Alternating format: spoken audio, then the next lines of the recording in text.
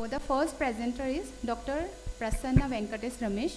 She will be presenting on the topic Human in the Loop Machine Learning for Automated Assessment of Anterior Chamber Angle in Glaucoma.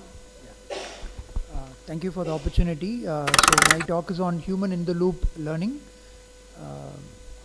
Yes. So artificial intelligence is not a hype anymore, my dear friends. It's real and happening.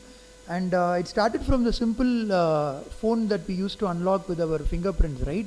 As well as there is an automated car, as well as there is an unmanned flight that you can see, which is all been possible. And there is a black box dilemma in AI. We never really know why the AI predicts the way it predicts. So to overcome the black box dilemma in AI, so we have created a convolutional neural network approach using true confocal fundus images. And the neural framework of the AI is similar to a human nervous system, where you can see that there is a algorithm which has to undergo a growth from a baby to an adult, just like a normal human being. And a visual object training tool or a tagging tool was used, and there are two human interfaces. So why utilizing human intelligence is very important is humans monitor the marking of the AI and humans monitor the validation and the predictions of the machine. So these are the 1400 data that we started with the fundus, where you can see not only the machine is thought about the diagnosis, all intricate small findings like a cup, a disc, a peripapillary atrophy, and the final annotation is very huge, where there is 16 to 25 minutes that may be taken for a single image. And these are the AI objectiveness loss, classification loss, which actually decreases, meaning that the AI is actually learning with time, with precision and recall. So if you see, there is, when you upload this image, not only the diagnosis comes, but also when there is an RNFL defect. See the RNFL defect that the AI really gives you, along with the cupping as well as the laminar dot sign, all simple points. You can see that even intricate signs comes. So that's the idea of creating an explainable AI with good sensitivity and specificity. So with that, we wanted to push to the angles of the anterior, and this was the modality that was followed here, where you can see this protractor that has been made. First, the scleral spur is detected, and manually a red dot, a 500 micrometers anterior, the trabecular meshwork is detected, and a perpendicular line is being drawn, and then you get the triangle here. So this triangle you can see, and then the protractor that we are getting, and you get the angle 36.46 degree, and then you show the machine. It's basically human intelligence that we use to really guide the machine, and UBM, anterior, ASOCT, and Scheimpflug images. So all the four anterior segment modalities were trained for 1500 images, meaning 1370 went into training, and the remaining 130 images. So the training and the testing images were different, and that is how they were split up into. And these are the training results that has been done in phase 1, phase 2 and phase 3. And you can see the lowermost green chart here, meaning that again when it comes lower and lower, that means the machine is learning better and better.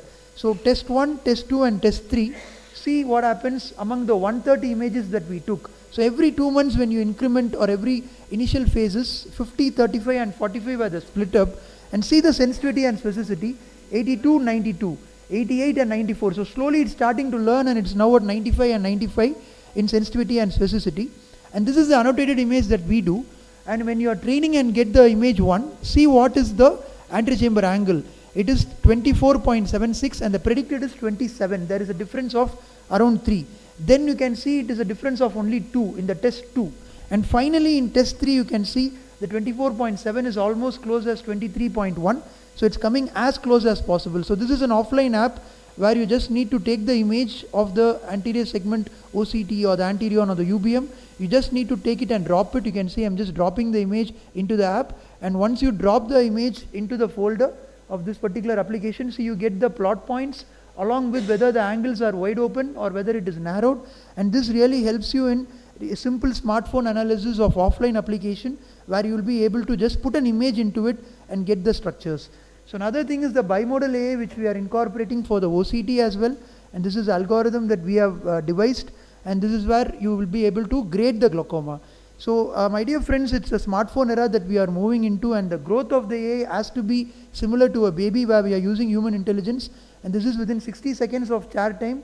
Fundus AI gives you diagnosis and intricate findings. Angle helps you in differentiating the decision making for YAG-PA, and then we have the OCT AI for grading the severity. So with all these three components, we get a comprehensive glaucoma AI tool. And this is the schematic plan for the future where MIGS is coming in. So these are different MIGS surgeries where we'll be needing this to analyze more of post-angle dynamics even in MIGS surgeries. So thank you once again for the opportunity. It's finally for the community that we are doing. Thank you.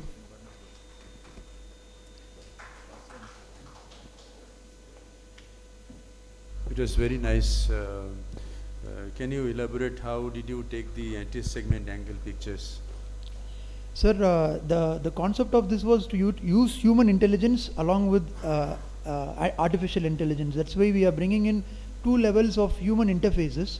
So we wanted to move towards Anterion because with the advent of MIGS coming into play, the Anterion is one of the imaging systems that's able to visualize the angle post an angle surgery. So that is why we went into Anterion, but there were no real markers or protractors that were available, just like for an ASOCD that is available today. So the images were taken after the acquisition was arrived, and without any processing, it was went into the annotation levels where we had to do the marking, which was what the protocol that I just showed, sir, with the two arrows that were there, and the video showed how the protractor was actually made. Yes, sir. Thank you, Prasanna. Thank you. Thank you. Excellent Thank you, sir. presentation. Thank you for the opportunity.